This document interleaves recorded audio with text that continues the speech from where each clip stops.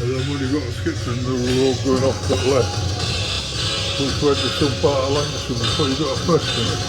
I mean, I didn't mind going that way. Hello and welcome to the 6th episode of Export Film. My name is Jack. And my name's Ben. And we're taking things a bit of a different lane this week. We're going to be ruminating on In My Room by Mati Diop, a short film that is currently streaming on Mubi. And it stars the woman herself, Mati Diop, and her grandmother, Madji, or voice recordings of her grandmother, Madji. And yeah, definitely speaks to the times that we're in. I don't know whether you want to kick stuff off, Ben. Well, I think that this film is like very, very visually striking, despite the fact that it all takes place within one room, within my room, her room. And I guess it is kind of just a collection of little video clips of a sort of lockdown period, which are spliced together with audio clips, audio recordings of a recently departed grandmother. But it still manages to have a sort of cohesive beauty to it, which I really enjoyed. And it kind of takes the sort of approach of trying to make, I guess what I interpreted it as was she was trying to make a film for this brand, and that was a sort of response to it. So there's this sort of dissonance between this sort of, I wasn't 100% sure what the brand was, but it looked like some sort of fashion brand of some description. Miu Miu or something like that? Yeah, some sort of, it looked like some sort of high, hot fashion thing, but I might be misguided in that. And that was a sort of interesting sort of juxtaposition response, but like visually really striking, really beautiful. That opening where she's like pulling up the curtains, the blinds, and opening the windows, it is absolutely lovely. And the sort of lighting and everything, you know, she's got that control over lighting whenever she's inside the apartment, where she's sort of changing the colours all the time, and it's always like nice blues and purples and that. But yeah, it really sort of, I found it very, very engaging. Like, I was there for it. Yeah. I think it's sort of a testament to the fact that you can 100% tell a story that's just sort of auditory, but also have a second story which runs visually in a sort of contrary, but at the same time in the same direction. I thought it was a really sort of clever play on the sort of separation, but natural unity between the two, you know? I think it's quite impressive how tonally she manages to balance a lot of different stuff. Obviously, that opening that you were just talking about, when she's opening the blinds, the last blind light falls down, doesn't it? Yeah. And it's broken when she unveils it. And then the whole conceit, I mean, I think Mubi do this for a few, they've done this before, where this fashion brand, I think it's Miu Miu or something like that.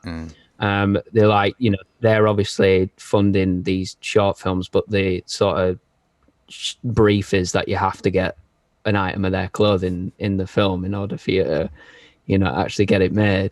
So she kind of like frames the entire thing around addressing the fact that she needs to put the dress in the film. Meanwhile, you know, kind of making this statement on, you know, memory and loss and family and stuff. And she kind of, her grandmother was like an OG isolationist, you know. So she says in the email, doesn't she, that she's been locked up in a flat for 20 years.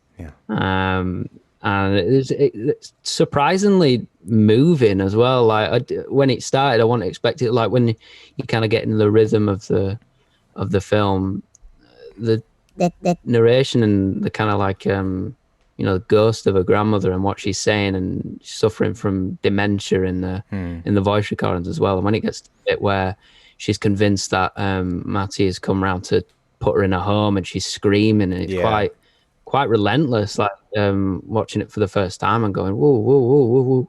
And like, you've got this simultaneously that's going on, you've got this like really beautiful sunset setting on the high rises of Paris. And again, there's kind of like, it's very window laden, is this piece. Like, you know, it's quite fortunate that a filmmaker would have all these windows to go out. But there's like this voyeuristic thing that's going on where she's looking at the other tenants in the opposite high rises and stuff. Yeah. And it's like really fascinating, isn't it? When you're like, wait, you're kind of, when you're looking at all these, you know, little individual in my rooms, and like, there's a definite universality to it all as well, which feels really nice, for lack of a better word.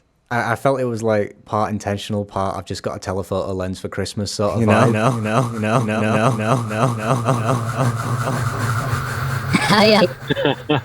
It is good though. She fucking milks it. Yeah, she definitely does. And even that final shot at the end where she's tracking the seagull as well. Yeah, I really like that as well. And again, like when she's the kind of boredom of it all, which is obviously an easy thing to portray within this context, but like when she's emailing, she's like, oh, I'm thinking I'm gonna, you know, include the dress at an important bit regarding opera, because her grandmother was a big opera fan. It's like, oh, I'm gonna, there's like an opera bit related, and she does like this miming sequence to this opera wearing this sort of like beautiful glittery dress, but before that she's kind of trying on all the clothes and stuff, and it's really funny because she dolls herself up, doesn't she, and she's like in front of the mirror taking photos on her phone, and it's really funny because it's just like, it just seems so pathetic, and then the way that she edits it where she's just on the floor kind of scrolling through her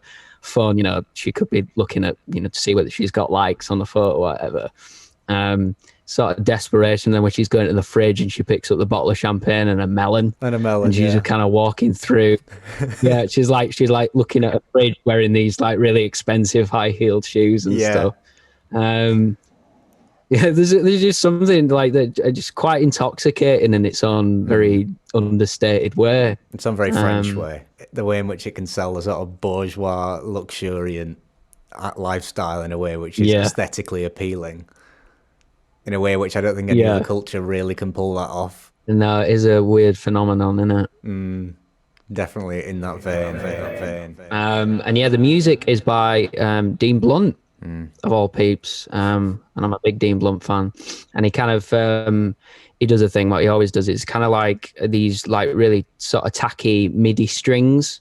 So like, you know, computer generated strings. And that kind of like really works in the context, this sort of like home brewed thing that's going on. Like the music has a sort of like, you know, taped up interiority to it that's really cool. It's like really low in the mix as well. Like the sort of street noise and the birds and stuff kind of overtake the music a lot of the time, but like this really sort of sleepy, drifty thing, but not, you know, not being sentimental or sad. Yeah, I thought it was great. I really enjoyed it. I've watched it about 2 or 3 times or something like that, and it's got a really nice vibe about it. Me too. Yeah, I love taking you on a journey without leaving your room. It's a lovely conceit, and I thought it was perfectly executed. So yeah, it's streaming on Mubi. So if you've got a subscription, get involved. Yeah, big recommend. Check it out. See ya. Bye.